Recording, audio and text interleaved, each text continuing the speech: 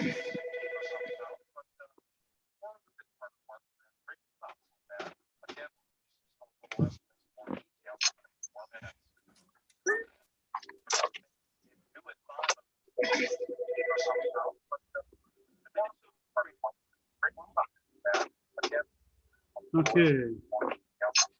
Yep.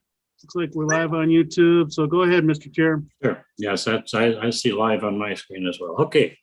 Well, we'll call the Planning Commission meeting for Cook County for March 10th to order, and I'm going to begin by reading this statement that those of us who are all the time are probably going to get tired of, but others. Anyway, it's a statement about the COVID, how we're reacting during this time of COVID.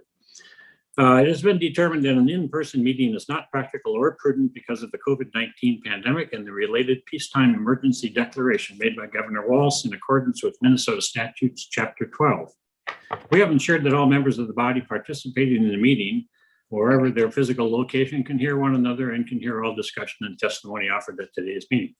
We have also ensured that members of the public present at regular meeting location of the body can hear all discussion and testimony and all votes of the members of the body. We have urged the public not to attend this meeting in person because of the COVID-19 pandemic and have ensured that members of the public can view and monitor the meeting remotely in real time by broadcasting the meeting on the Cook County website. All votes will be conducted by roll call, so each member's vote on each issue will be identified and recorded. Okay, having said that, we'll move on to the first item of business is to approve the agenda and adopt the or approve the minutes of we're going back to Planning Commission. We have not met in January and February, so it's to approve the minutes of the December 9th meeting of the Planning Commission. Folks, had time to review those minutes. I just did. We're getting back there a ways and remember the things we did there. But I move to accept the minutes as printed. okay, we have a motion. Motion second. by Henniker. Second, was that John? Yes. Okay, second by John. All right. And we'll do a roll. Any further discussion? Okay, hearing none, we'll do a roll call vote to adopt the agenda and the minutes from the December 9th meeting. Adam Trefel? I approve minutes. Jerry Henniker? Aye. Judy Mattenbacher? You're I muted. see you, Judy, but you're muted. Aye. Thank you. I'm going to be aye myself. Charlie Laboda Aye. and John Schlutt Aye. and Chuck Anderson. Aye. All right. How did we find Bill yet? No. No. Nope. Okay, we're going to move. We have for next item is some ongoing business. We'll skip over those two items of ongoing business if we don't have any objection and go to some new business, which is the election of officers. We need to elect a chair and a vice chair for this coming year. This year we're in, actually, we're into our third month with having had our election. So, who would like to be the chair and vice chair? I would nominate you, Don, if you're willing to do it. I would second that, if you're willing to do it. You know, I am willing, folks, but I want to tell you before we go any further with this, that I have this winter took a little training, and I'm going to volunteer with the Red Cross to do emergency response for national emergencies nationwide. So I will attempt to be here at meetings, and I'm pretty good at that. If I say I'm going to do something, I generally do, but there may be some times when I'm out of town and just can't do it. So I want to tell you that up front. If I feel like I can't make enough meetings and I'm having a problem, I won't be here. I will move on myself. But I want you to understand that going forward. That maybe somebody else wants to step up and take over. Otherwise, the vice chair may have to take care of a meeting too. Further discussion. Understood. Okay, no further discussion. Further nominations?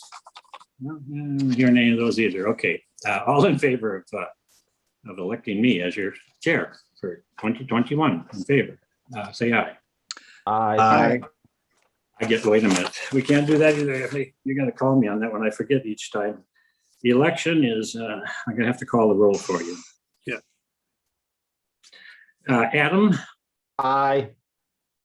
Jerry, Aye. Judy, Aye. Charlie, Aye. John, Aye. and Chuck.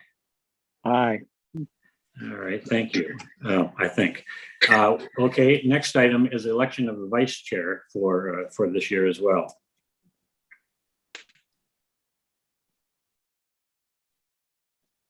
I'm not even certain who our vice chair is right now. Is that Jerry or is it Judy? It's one of the two of you.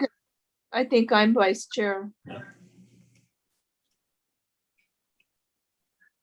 Anybody stepping up? Judy, you want to continue?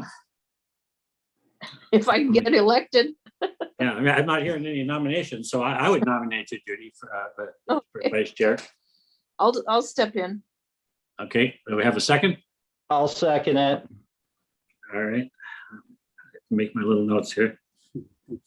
Second by Adam. All right. Further discussion? Nominations? Okay, hearing none, we're going to call the roll to elect Judy as our vice chair. Adam, Aye. Jerry, Aye. Judy, Aye. I myself, Charlie, Aye. John, Aye. and Chuck. Aye.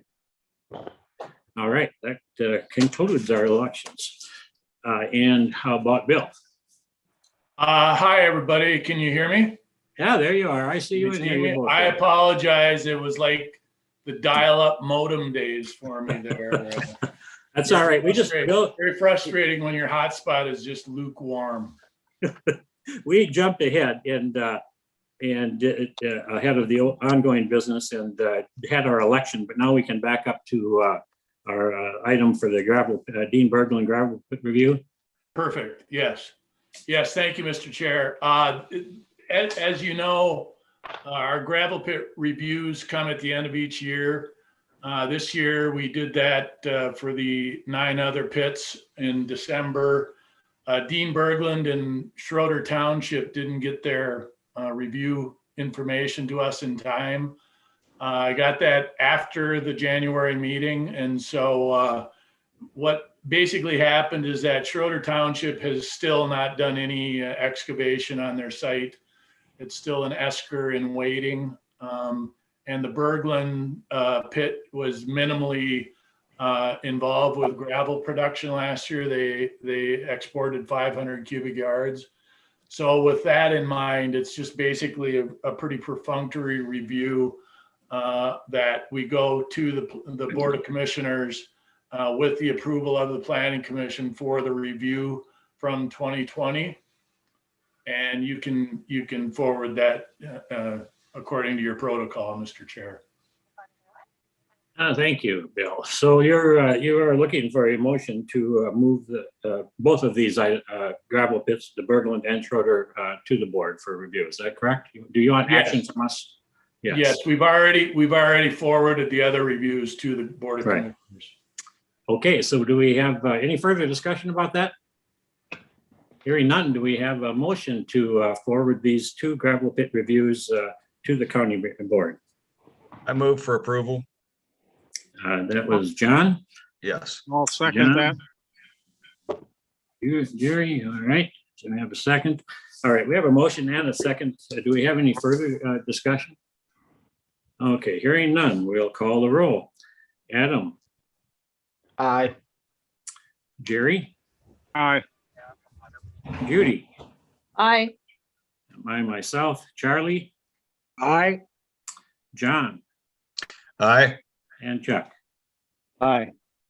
Very good. So they are done. All right. And as we said, we moved ahead, did our election of officers. We are on to our last item on our planning commission already. The item is for Lutzen Limited Partnership LLC request to rezone a parcel from resort commercial residential RCR to single family residential R1 on an 8.9 acre tract adjacent to Lake Superior and Lutzen Township. Legal description is part of Government Lot 1, Section 24, Township 60 North, Range 3 West, except the easterly 300 feet thereof. And the parcel ID is 271341100. Mr. Lane. Thank you, Mr. Chair. I see that Cindy and Rebecca Nelson are present for this hearing. This is case 2021-1ZC, and this involves the change in zoning from resort commercial residential over to single family residential, or the R1 zone district. There are some criteria that are necessary to consider as part of the zone change. And those are in your packet, and I'll just summarize what those criteria are. This is from the Cook County zoning ordinance, and the questionnaire is based on several statements. The first one being the proposed zoning shall be consistent with the comprehensive or land use plan adopted by the county. And from that, Land Services provides a response, and our response is excerpts from the land use guide plan as follows. The goal of the land use guide plan is to have an inventory of land suitable and appropriately located for the anticipated types of land uses compatible with natural resources and proximity to existing infrastructure. The next one is general land use policies include rezoning of land must consider the existing quantity of land available at the appropriate locations and at the time for a given purpose. The next one, land ownership should not be a sole determining factor in the development or non-development of land. Overall development patterns of adjacent areas, the ability to economically provide needed public services, natural features, the land's importance or potential importance to large ecosystems, impacts on the local economy, and other such intrinsic factors must be considered. Finally, review of conditional uses or rezonings must evaluate impacts on, but not limited to, relationship of land use plan, benefit, adjacent, traffic generation, public safety and health, aesthetics, and economic of the area. Next question is a mistake. This is a supposition here. A mistake has been made in the original zoning, which was inconsistent with the comprehensive or land use plan, which should now be corrected along with the zoning, or substantial changes have occurred in the community since the adoption of the comprehensive or land use plan, which should result in the plan and zoning being amended. Land Service response, admittedly, some of the zoning overlays in Cook County can be confusing and even logic defying. However, retention of the subject parcel as RCR does not make sense since it represents spot zoning in itself. It is an RCR tract surrounded by residential parcels. This could easily be a county-initiated rezone because it provides consistency in the zoning landscape and provides more pragmatic use of the property for the ownership group. Item C, there shall be a clear public need for benefit from additional zoning of the type proposed, which shall be above and beyond any benefit or convenience to the landowner. Our response, the rezoning and subsequent split are solely intended to facilitate the individual ownership goals of the applicants. West of the property, there are over 50 square miles of RCR zoning, which strongly suggests that this zoning request is not intended to enhance the county's RCR footprint. In addition, the long-term goals of rezoning result in the creation of 3 new residential properties, which should be beneficial to the county, more beneficial to the county coffers than remaining an undevelopable commercial tract. Item D, beyond a public need being evident, there shall be a showing that the public interest would best be served by rezoning the property in question rather than other property in the community. Our response, this property has been undeveloped for decades, which speaks to the inherent limitations it has. The desire of private residential ownership expressed by the applicants is more viable with the R1 zoning than with RCR. Projected split to 3 parcels would not be feasible in RCR, given the 5-acre created lot size requirement. Finally, in the case of down zoning, which is a changing of a zone district from a higher, more intensive use to a lower or less intensive use, the proposed zoning shall allow property owners a reasonable use of under the terms of this ordinance, as well as serve the public interest, and this does not represent down zoning. Considerations, and this is kind of a summary of the application itself. The property is situated west of Lutzen Town Center and represents an isolated pocket of RCR zoning within a mostly R1 zoning landscape. I included figure 1 as a demonstration of that. Parcel has been under Nelson family ownership since at least 1927, Gustav Nelson, and was quitclaimed to George Nelson in 1949, who in turn quitclaimed to the Daughters Trust, Lutzen Limited Partnership in 1998. A review of the overall zoning landscape suggests the parcel's designation as RCR may have occurred more in deference to the parcel's ownership lineage, Lutzen Resort, Lutzen Mountains, rather than serving as the focus of a future commercial expansion. The property has been undeveloped throughout the Nelson ownership, which likely suggests it comes with some landscape dysfunction, its hydrology being the most prominent surface feature. Conversion to residential zoning is intended to facilitate the eventual subdivision of the property into 3 lots with development as residential properties, the product of the rezoning. In large part, retention of the RCR zoning was more problematic than the transition to residential zoning. The bottom line is that whatever happens as a residential parcel will largely be guided by the property itself. And we sent out 30 letters of notification. We received 2 phone inquiries, each without commitment of support or opposition for the rezoning request.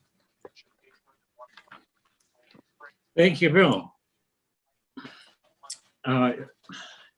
Either Cindy or Rebecca, would you like to add anything to Bill's discussion before we open the meeting up to the public for any public comments? Anything that you'd like to add first? I think it's very well said, what he just read.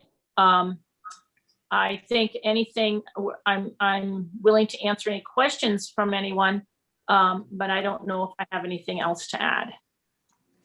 Very good, thank you. Yeah, and if commissioners have questions, they can answer them when we get to that point.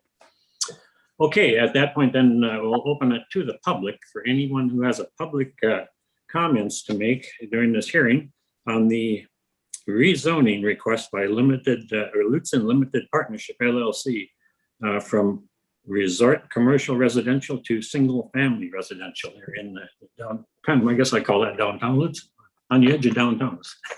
Do we have anyone from the public that wishes to comment?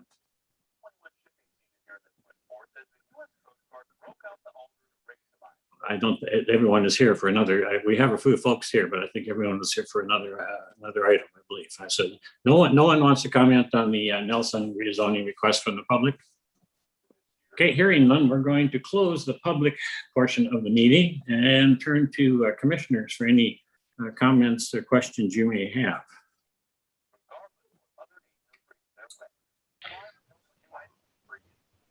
I can speak. I think I know the property and it's a difficult build. It's down a steep, there's going to be interesting driveways made. And it's really not appropriate for trying to do it as a commercial development. This is a better use. And I also had a conversation with George Nelson, and it was his intent to lot it up and have individual homes there. And there's individual homes on both sides. And it's an appropriate change in my mind. Very good, thank you. Other commissioners? I only had a comment. I think it's appropriate. I don't have any resistance to it. I'm a little concerned about, which is just a concern. The proposed housing sites, I know just penciled in, are all in wetlands, which could present a problem going forward with a build. But that's just an observation, not anything other. Thank you. I recognize there's wetlands and we'll have to deal with it. That was just a proposal at this point. Yeah. Yeah, so we'll just make sure that the record is very plain that this is a rezoning. It does not have anything to do with, as Bill said, you have intention to build perhaps on 3 lots, but that's all to be determined yet in the future as you determine what is buildable and what isn't, what you can put in there. So this is just to rezone. That's all we're talking about tonight. Yeah. Other thoughts or questions, commissioners? Okay, I certainly personally, I today, I got drawn in and I couldn't help it. So I drove by as I left Lockport having coffee this morning. And I had to stop down there and I walked it today. It's pretty wet back there today and pretty slippery. And it will be a challenge. You folks will have challenges to ahead of you to build 3. When I look at where the wetlands are in there, it's really it'll be difficult, but it is beautiful. It's nice. Great lake views. So I will support it. Other thoughts or do we have a motion? Mr. Chairman, I'll make a motion that we approve it. I see no problem with it. All we're approving is the zone use change. We're not approving any particular project on them. That would have to come under another proposal. Yeah, that's correct. I Do we will have a motion? Second, Judy, second? Did you give a second, Judy? I did. Very good, thank you. Okay, we have a motion and a second to approve this rezoning request. Further conversation or questions from any of the commissioners? Yeah, hearing none, we'll call the roll. Adam Priefel, Aye. Jerry Hindekert, Aye. Judy, I, I myself, Charlie, Aye. John, Aye. and Chuck. Aye. So it has passed and goes on to the board. I don't know when you guys have that for them, I guess. The motion has passed us and that's our last item here, folks. So Okay. Would you like for Becky and I to leave the meeting so you can conduct your business? we just did it. We just passed. Okay. Thank you very much. That was our discussion. You heard it all, Yes, folks. okay. Yeah. All right, you bet. Okay. Good motion to adjourn. Yeah, that's what we're looking for. Motion to adjourn. Second, And who made the motion? Charlie, and then John on the Charlie second. seconded. All right. And Adam, Aye. Jerry, Aye. Judy, I. and I myself, Charlie, Aye. and John, and Aye. Chuck. Aye. And we are adjourned.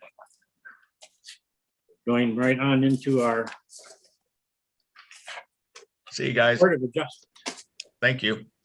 Thanks, Yeah, John. you're most welcome. The Board of Adjustment for March 10th. Our first order of business is to, again, approve the agenda and the minutes from our February 10th meeting.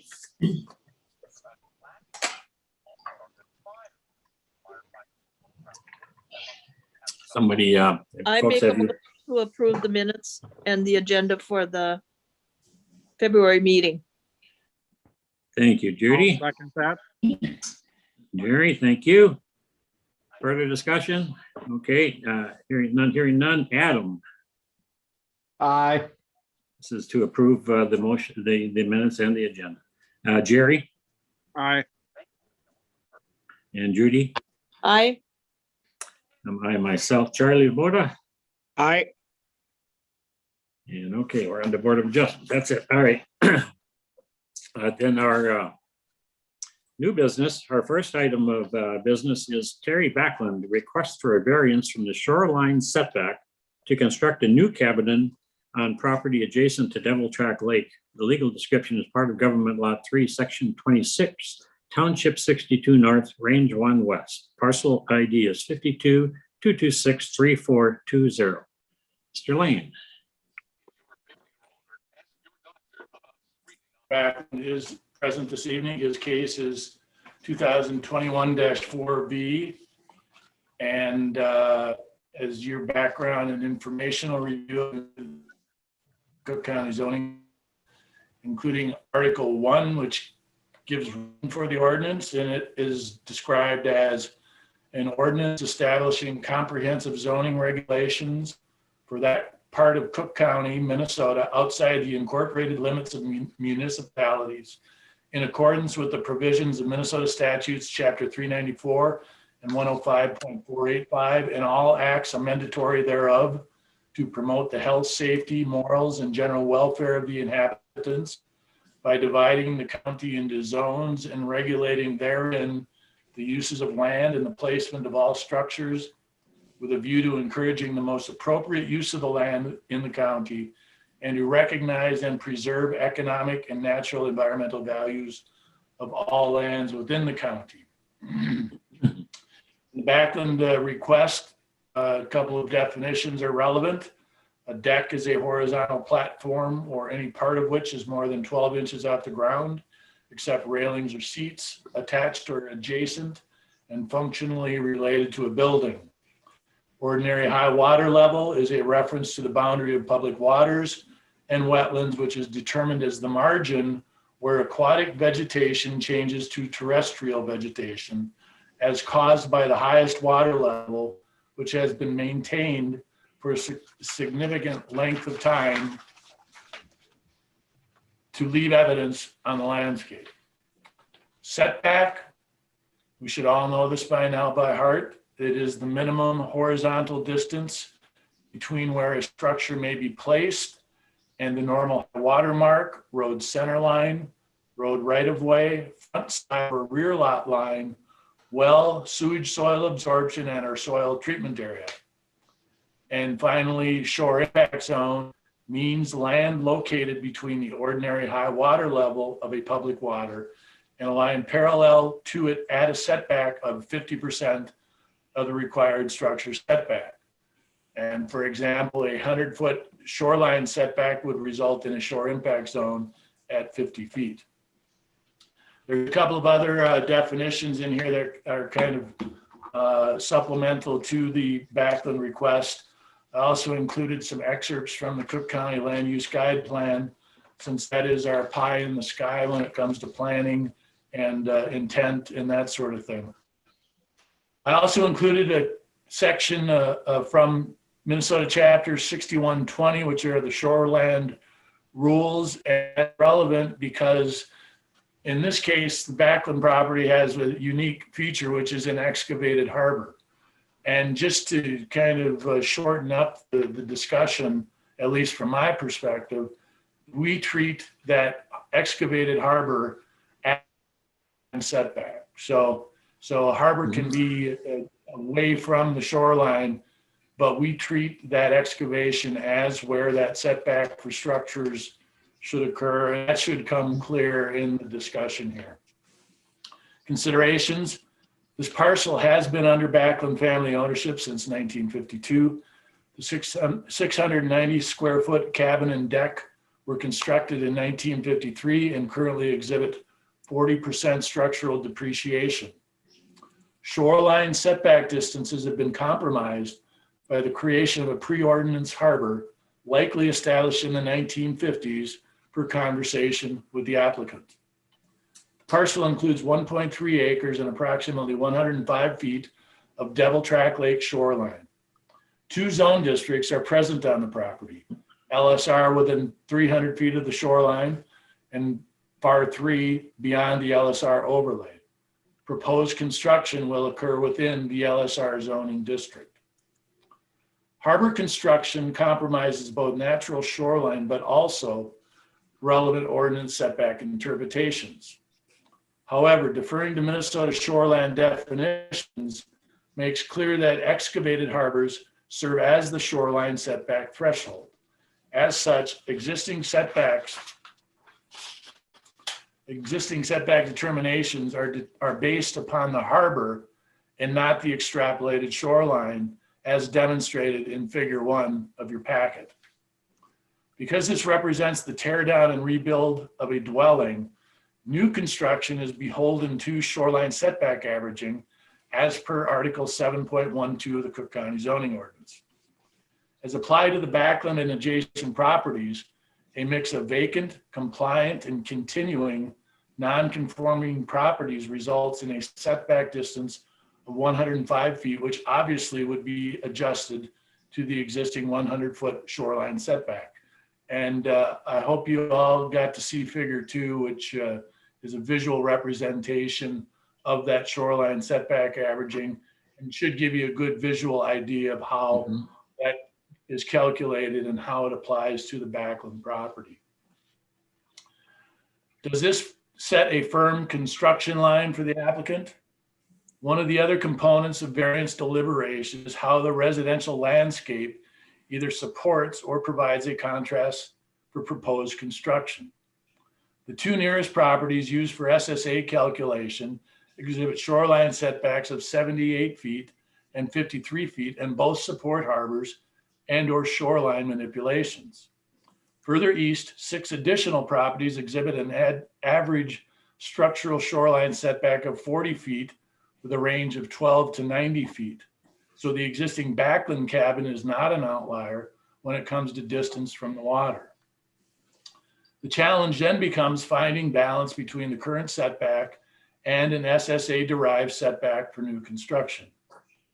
We believe adherence to the SSA or ordinance value of 100 could be viewed as more punitive than facilitative and would be outside of the pattern of residential buildup.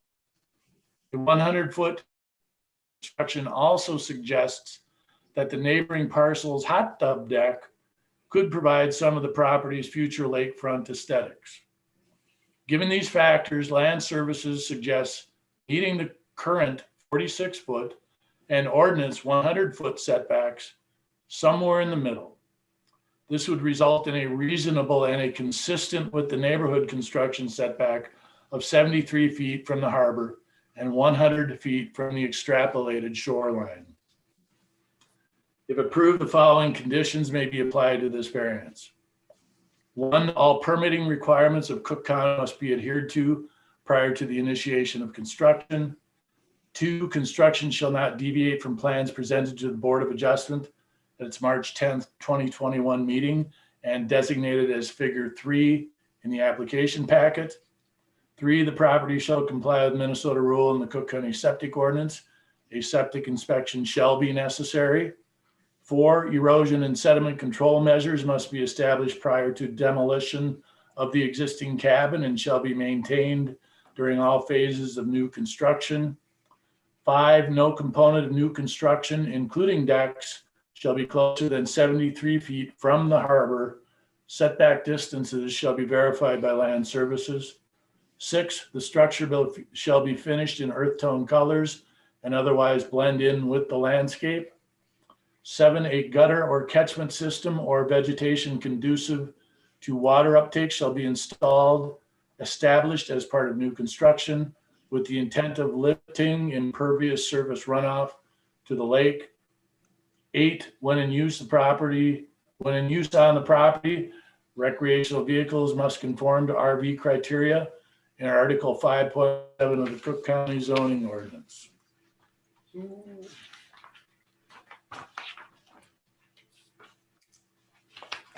I lost a page. It's okay. There's one more condition. Yeah.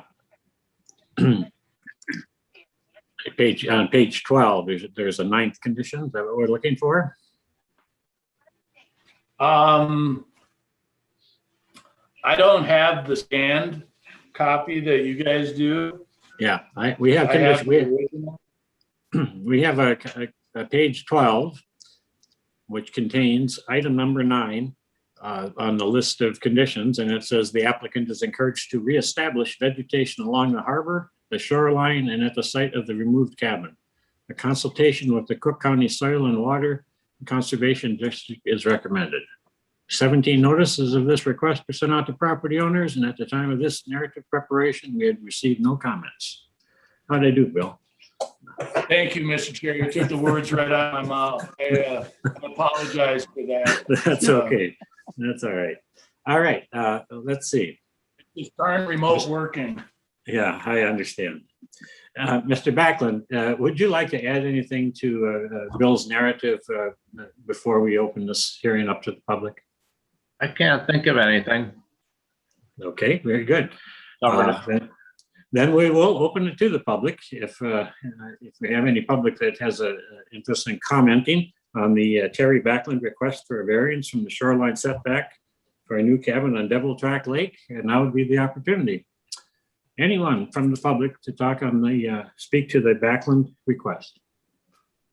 I can see none, so I probably can't, I don't think anyone's going to hear me either or see me. Huh? So we'll close the public hearing portion and turn to the commissioners. And for any thoughts or comments the commissioners may have or questions.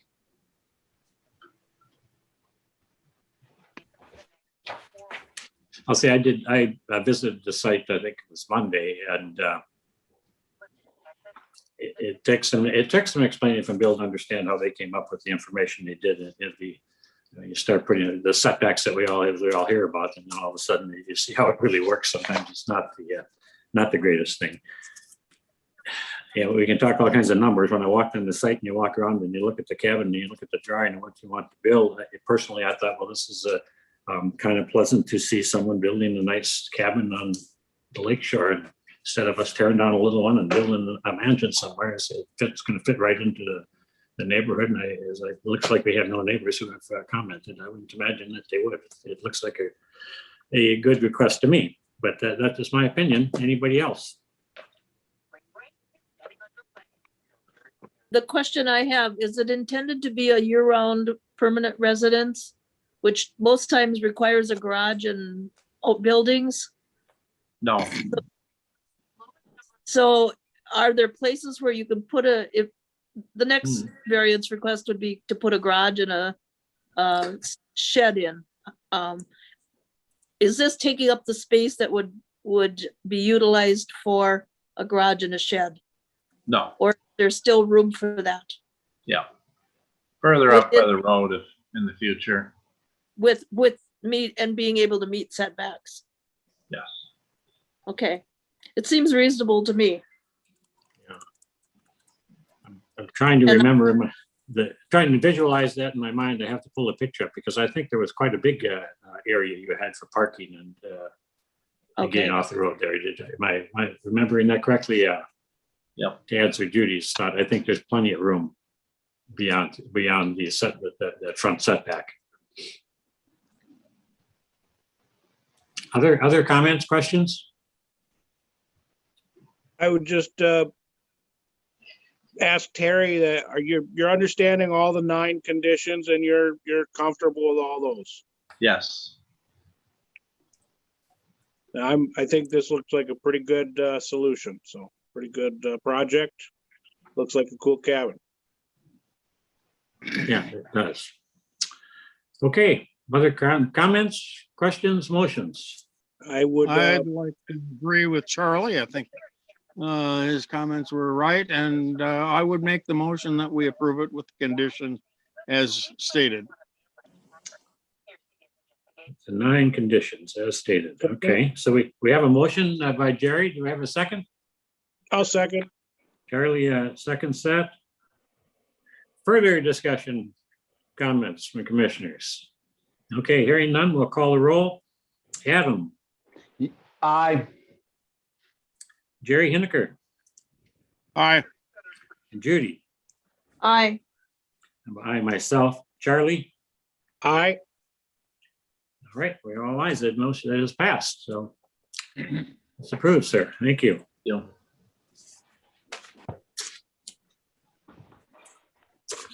Okay, I'm going to get in trouble here, Bill. We should have talked. This next name is Robert. What is this? Spadlinka? Very good. I got close there. Okay. All right. Robert's request for a variance from the road setback to construct a utility shed on property adjacent to Clara Lake. Legal description is Lot 4, Clara Lake Sites, first edition of plat in parcel ID 2724000040. Bill. Thank you, Mr. Chair. As you can tell, Mr. Svedlanka is present this evening. His case is 2021-6B. We do repeat some of those definitions that you just experienced with Mr. Backlund.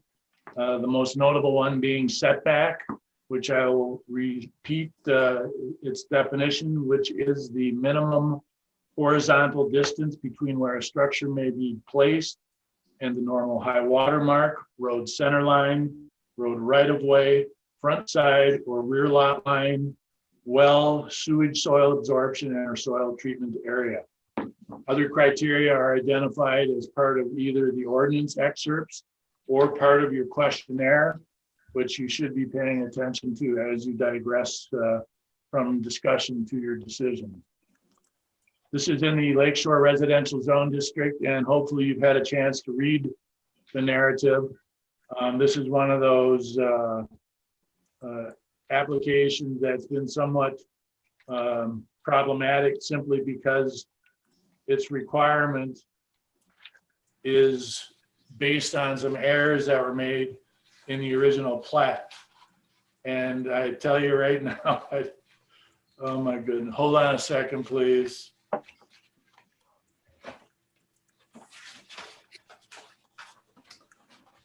Okay, my apologies. I'm going to move right into consideration. I just grabbed the folders. I didn't connect the folders, but we're okay because this one has a complete folder attached to it. Tim, we're gonna have to talk. Considerations. The applicant purchased his 8-acre property in 2015. It includes 200 feet of Clara Lake shoreline. The parcel was created as part of the Lake Clara Sites first edition plat. When combined with the original Lake Clara Sites plat, 35 lots were established in 1962 on the shoreline of the then remote Clara Lake.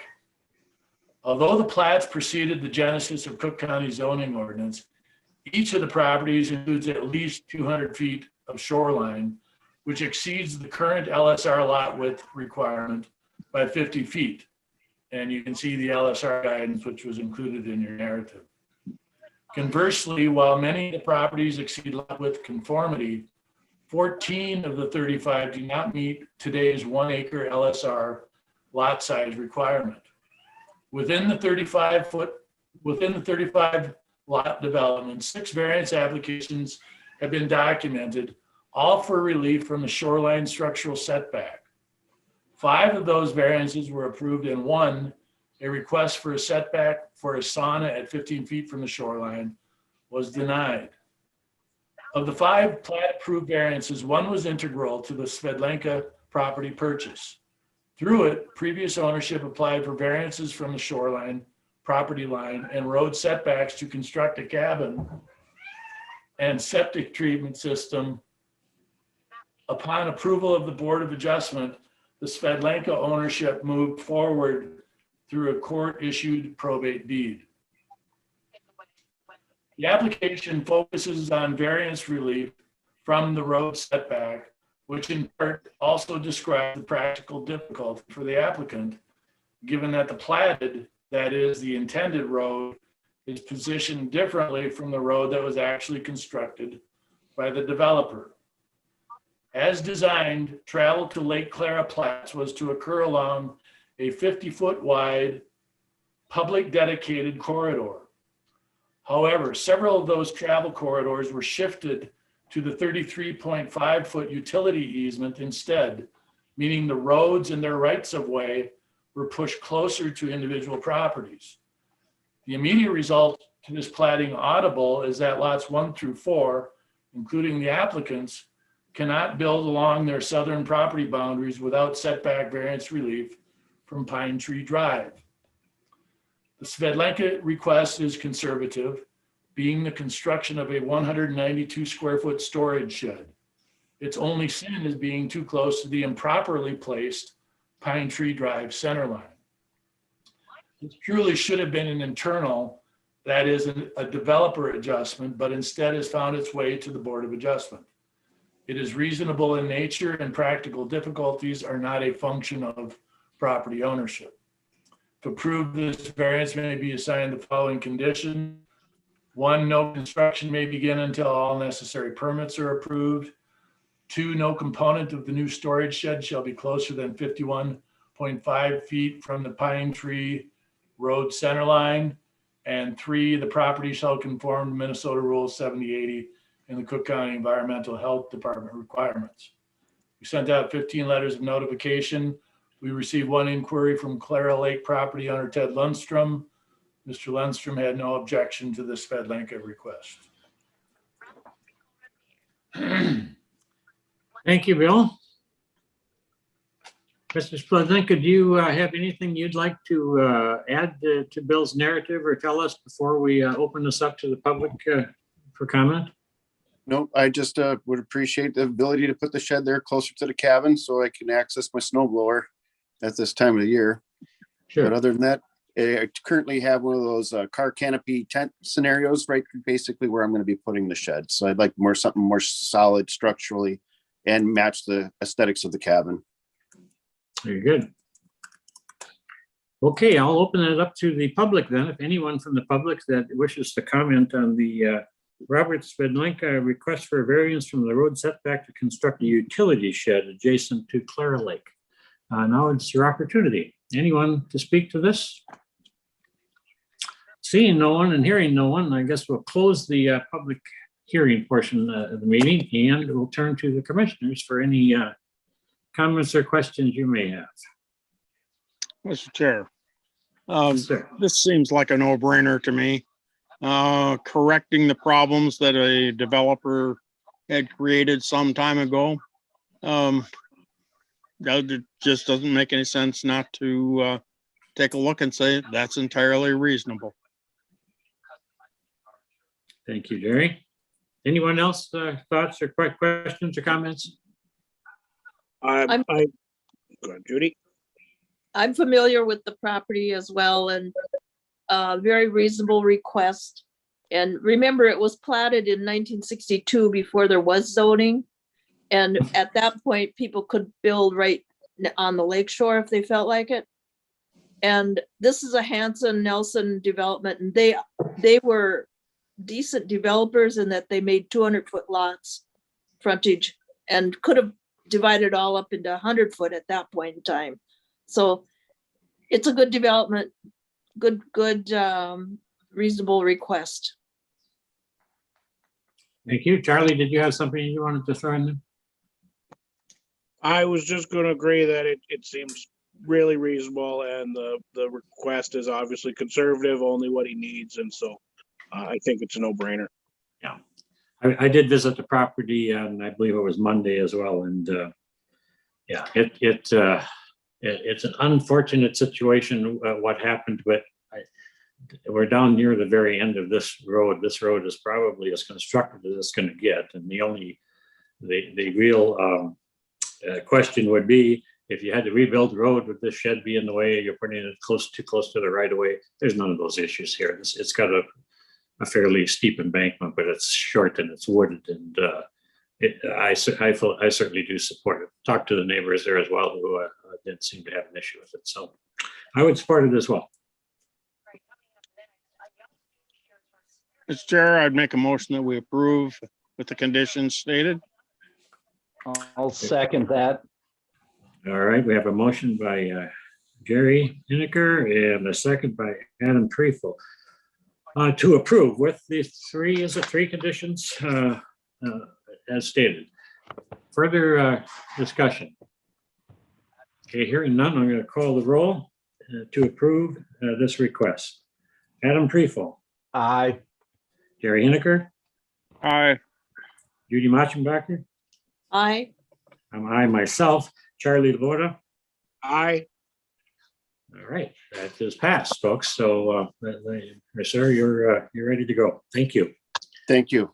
You're going to move on to our last items. Item C here on our new business is Steve Van Tassel, request for a variance from the shoreline to setback, from the shoreline setback to construct a new cabin on property adjacent to Greenwood Lake.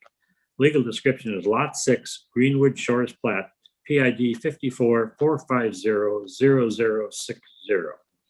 Mr. Lane. Thank you, Mr. Chair. And Tassels are present, as is their contractor, Randy Schnobridge. This is case 2021-5V.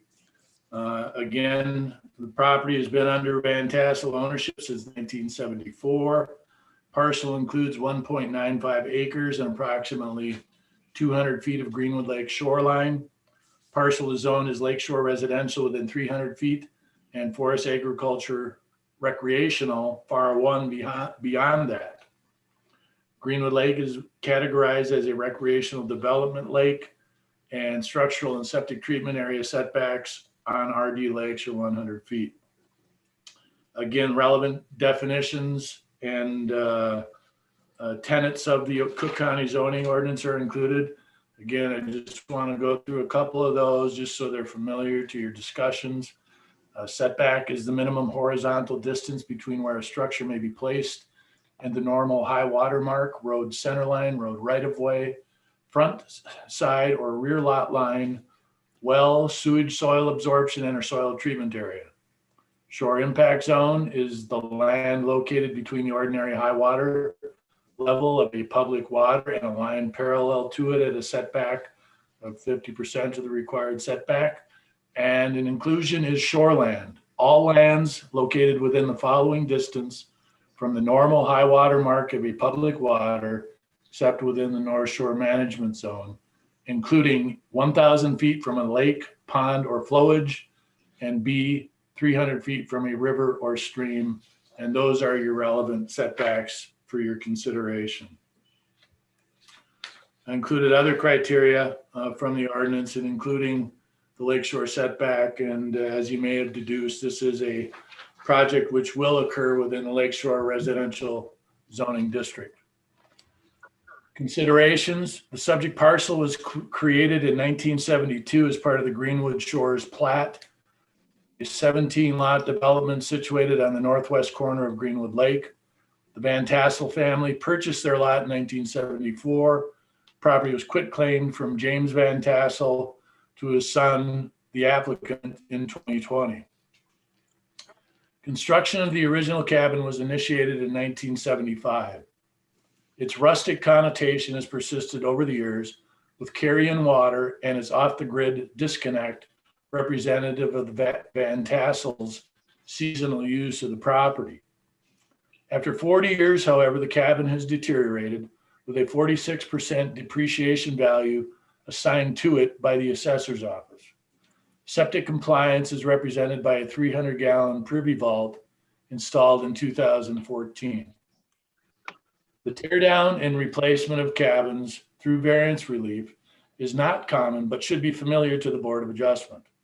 In September of 2020, approval for a teardown and rebuild involving shoreline and road setbacks on Seagull Lake was granted to Michael and Kathy Landy. That was case 2020-22V. For both the Landy and Van Tassel requests, a similar difficulty has emerged, it being the cabin livability and seasonal usability has been compromised by the deterioration of the dwellings. The context of the Van Tassel variance is somewhat more challenging, however. First, the Greenwood Shores restrictions and covenants, item 3, which was included in your narrative packet, assigned to the plat identified structural setbacks of 100 feet from the Greenwood Lake shoreline. Second, construction in 1975 included 100-foot shoreline setbacks established in the 1975 Cook County zoning and shoreland ordinance. Finally, the actual setback distance based upon digital measurements is 81 feet for a cabin constructed by the applicant's father. This represents a setback deviation of 19 feet. That's represented in figure 1 of your packet. In speaking with the applicant, Land Services does not sense that there was a willful attempt to skirt around plat or county requirements. However, the request to construct anew with the allowance of the existing cabin as the template does require additional scrutiny. To evaluate the property and potential build sites for new construction, we engaged, again, shoreline setback averaging, Article 7.12 of the Cook County zoning ordinance, and from it, an adjacent property setback distance of 93.5 feet was derived, which with the 10-foot, 20% additive suggests new construction on a Van Tassel parcel should occur outside of the 100-foot shoreline setback, actually 112 feet based on the calculations. Mindful that the setback would revert to an ordinance defined 100 feet, and that should be represented in figure 2 of your narrative packet. Following back to conversations with the applicant, he has indicated property infrastructure, namely a privy vault and circular driveway, limit the ability to move new construction back from the current footprint. The privy vault is situated 12 feet from the northwest corner of the cabin, and the driveway berm approximately 10 feet from the cabin's drip line.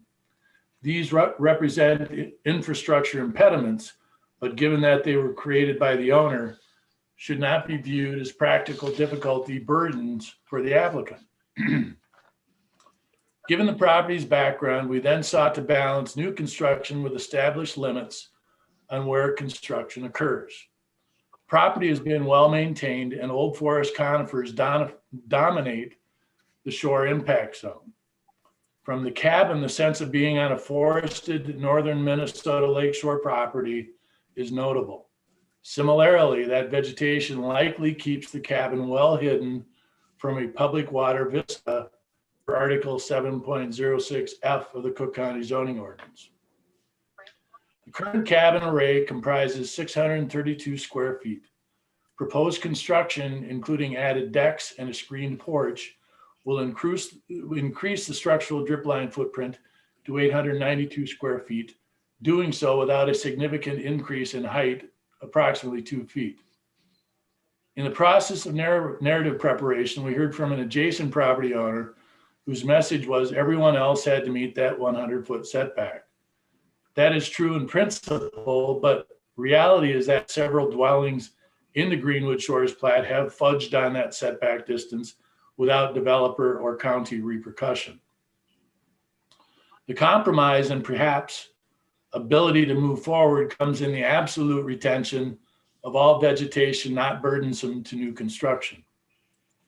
By maintaining the visual buffer, new construction should not impact adjacent properties and the lake's aesthetic should be preserved. Conversely, we would favor any additional setback from the lake that is otherwise limited by property owner alterations. That is, move new construction back as far as possible. This is a challenging request because it deviates from variance guidance. Were this a compromised parcel, denuded of vegetation, and otherwise overused, approval would be difficult. However, the conservative design and intent of the owner should not prove environmentally or aesthetically impactful to the shared water resource of the residential landscape. If approved, the following conditions may be applied to this variance. 1, the property shall conform to Minnesota Rule 7080 and the Cook County zoning ordinance, septic ordinance, as identified by the environmental health inspector. A septic inspection shall be necessary. 2, the setback distance shall be established by the Board of Adjustment. However, no component of new construction shall be closer to the Greenwood Lake shoreline than 3.5 feet. 3, no vegetation shall be removed from within the shore impact zone.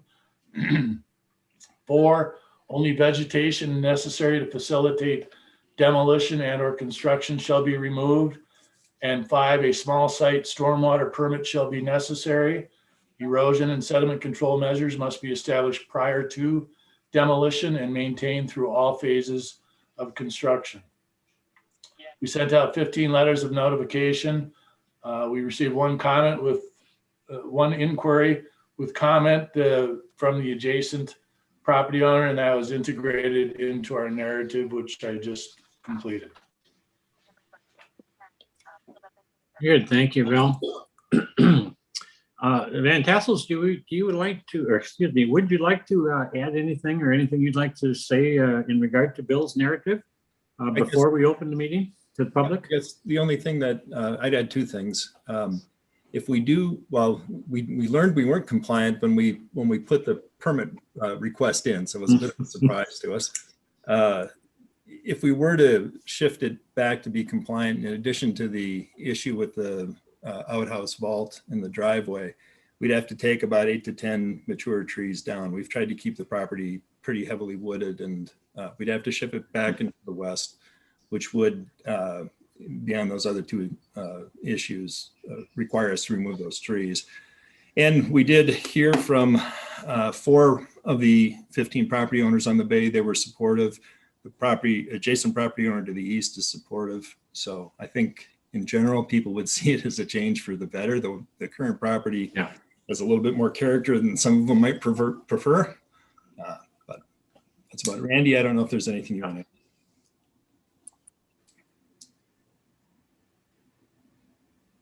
to. You're on mute, Randy. Trying to, okay. I guess I would just add that between the design of the house and Van Tassel's perspective of things, they're trying to minimally impact things and really trying to work hard in the original footprint. And I concur about the landscape would change quite a bit with those bigger trees gone. So I think that warrants being sensitive to. Very good, thank you. Well, I'll ask the question, but I don't see anyone, but anyone from the public. Now we'll open this meeting up to the public. If there's anyone from the public that wishes to comment on the Van Tassel request for a variance from the shoreline setback to construct a new cabin adjacent to Greenwood Lake, now is your opportunity. Anyone that would like to speak to this? Hearing none, I will close the public hearing and we'll open it to the commissioners for comments or questions. Anyone have any comments or questions about this particular request? I'll say that I did drive up there. I guess that was on Monday as well. You know, I'll just say it's kind of a pleasant for me to actually have. This is very much like the first the Backlund request to me, that people are rebuilding cabins and having small cabins on nice lakes that we just don't see a lot of that anymore. It seems like, or perhaps we only see the big requests that come in here, but I would support this request. It looks like a good resolution that staff has worked out with the Van Tassels, and I would be supportive of it. Others? My question is, the outhouse, if it's 19 feet to the front of the cabin for setback and the outhouse is at 12, is the outhouse within the 100-foot setback? No. No. No, the outhouse, I'd guess, is 120, probably. Okay. So it's on the northwest corner of the property. The west corner of the current cabin is the compliant corner, and it's behind that. Oh, okay. Yeah. Okay. Yeah. I just have trouble. Everyone else needs to follow the 100-foot setback. And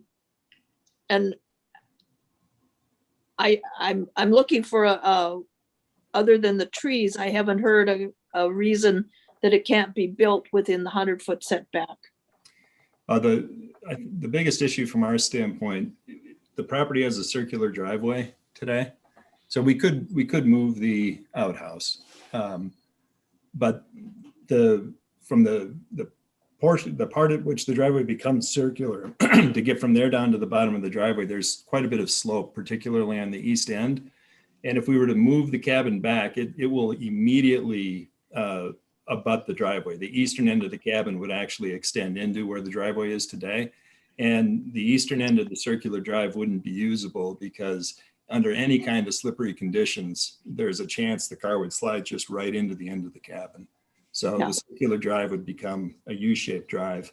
And I know the adjacent property owner to the east is supportive, so I suspect the concern that was raised came from the property owner to the west. What I don't know if they understand is that the trees that would need to be removed would be on the west side of the property, because we'd have to ship the outhouse that way.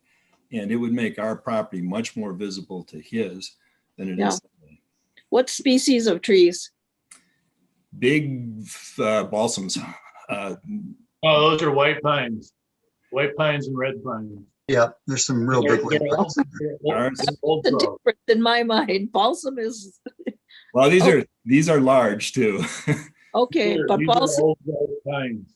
Just- if they're white or red, I would say they need to be respected.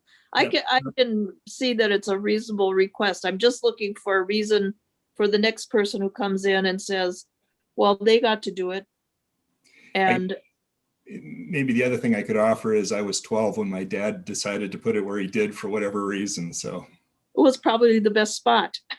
well, I think what happened, if it matters, is it was built in 2 stages. The original stage, I think he felt was compliant.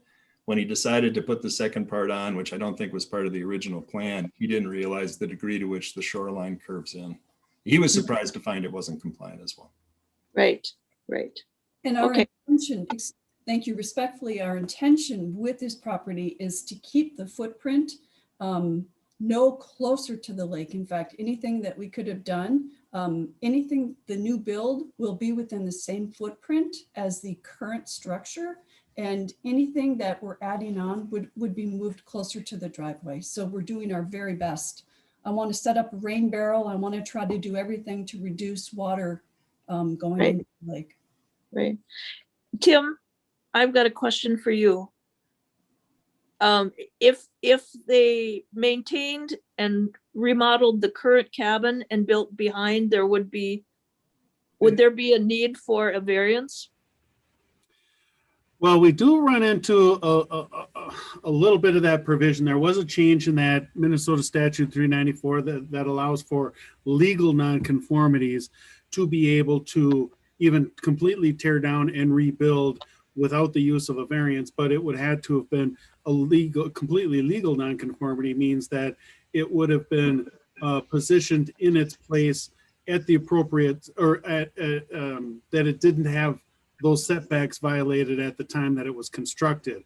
This was inadvertently placed, by the testimony of the property owners at this time. It had been inadvertently been placed closer than the setback, but that still doesn't mean it's a legal nonconformity. There would be legal issues if we were to try to enforce them to remove it. There's a estoppel and all these things, but it doesn't necessarily get its full grandfather conditioning that the 394 allows for totally legal nonconformities. Okay, thank you. And I will support. Thank you, Judy. Anyone else? Other comments or questions? I'd support this so they're not cutting down big mature trees and then having a big ugly yard for a while, blank spot. So I think it's reasonable. Very good. Other thoughts or questions, motions? I would motion to approve with the 5 conditions as written. All right, we have a motion to approve with the five conditions as stated by Commissioner Laborda. Do we have a second to that? I second. And was that Adam? No. No, Jerry. Yeah, Jerry. Oh, you got small on my screen, Jerry. I can't see you talk anymore. Yeah. All right. Second by Jerry. No, further comments or questions from commissioners? Okay, hearing none, I'll call the roll. This is a motion to approve the Van Tassel variance request.